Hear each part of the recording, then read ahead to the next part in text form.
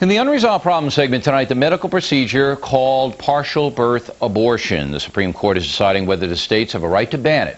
30 states have banned the procedure, and one of them is Nebraska. And it's also being sued by an abortion doctor, thus the Supreme Court action. Congress has passed a national ban, but President Clinton vetoed it, despite polls which say that 64% of Americans favor outlawing dilation and extraction abortion, which is partial birth abortion. Joining us now from Washington is the president of Planned Parenthood, Gloria Feldt.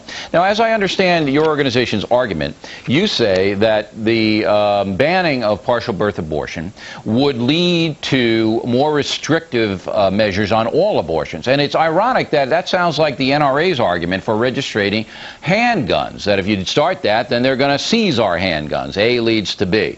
Am I wrong on this? Well, the seeds of destruction of Roe v. Wade, which made personal childbearing choices just that for Americans.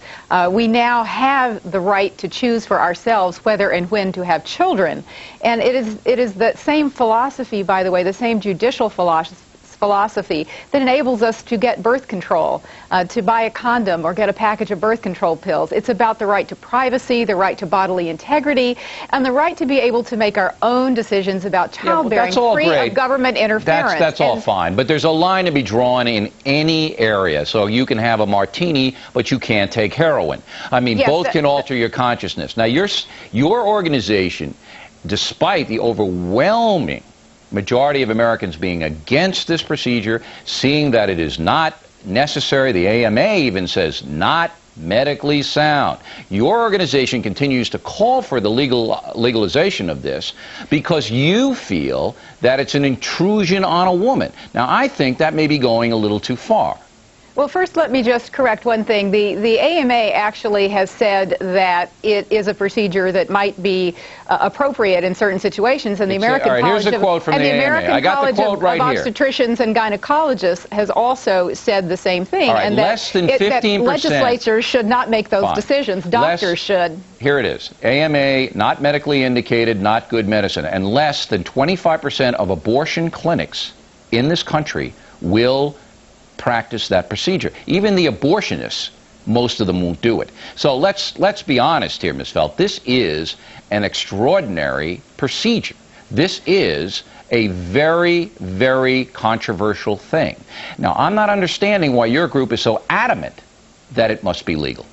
Well, there's no such thing in the medical books, by the way. We're talking about something that was a public relations campaign developed by the National Right to Life Committee.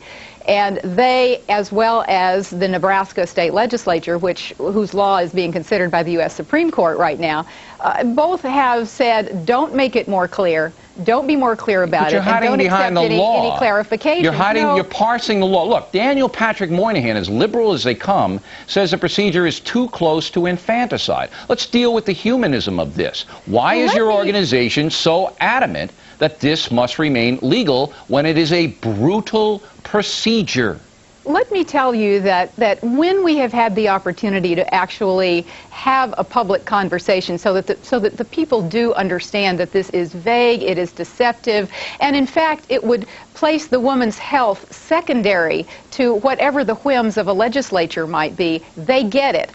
In 3 states where there have been ballot initiatives and referenda, by a vote of the people, these laws have been rejected. 30 states plus the Congress. So when we have that opportunity, no, that's 30 states plus the Congress say no way. And the other thing is that in this procedure, all right, you are placing the woman's, quote, health, which could be mental health, could be anything, above the destruction of a potential human being. I will give you the last word.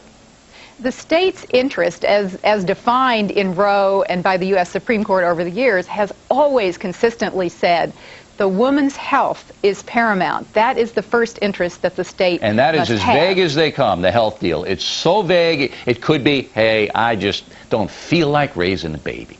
All right, Ms. Feldt. I trust women and doctors to make that choice. I know you do, and I wish we could trust the goodness of humanity, but I don't believe we can. But you're always welcome on this broadcast. And thank you so much. Right. Next is the United States, a major human rights violator. And just this discussion might enter into that. We'll talk with Amnesty International, who believes it is, when we get back.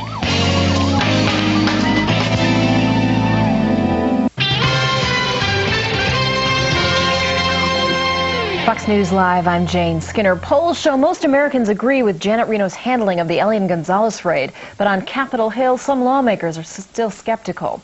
The Attorney General went there today for a 2-hour meeting with senators. Also today, Elian and his father moved to a retreat on Maryland's eastern shore, and they could get some visitors. At his father's request, 4 of the boys' playmates from Cuba will be allowed to come to the States for a while. And in Miami's Little Havana, many businesses were closed today in protest of the raid. The never-ending battle over abortion. Now, the Supreme Court heard arguments in what's called the biggest case in years. It concerns so-called partial birth abortions. Outside, arguments of a different sort as folks on both sides made their views known. Cops made nearly 24 arrests. Vermont has become the first state to grant homosexual couples all the rights and benefits of marriage. A sweeping bill won final approval today. Governor Howard Dean says he will sign it, saying that in Vermont, people are valued for who, not what they are. And they said they would, now it appears they won't. John and Patsy Ramsey announcing through their attorney that they will not be taking a lie detector test after all. No one has ever been charged in the 1996 murder of their daughter, JonBenet. The Ramseys said just 2 weeks ago they would take the test, but only under certain conditions. We'll have another update for you coming up at the top of the hour. Stay tuned now for more of the O'Reilly Factor after the break. Picture that.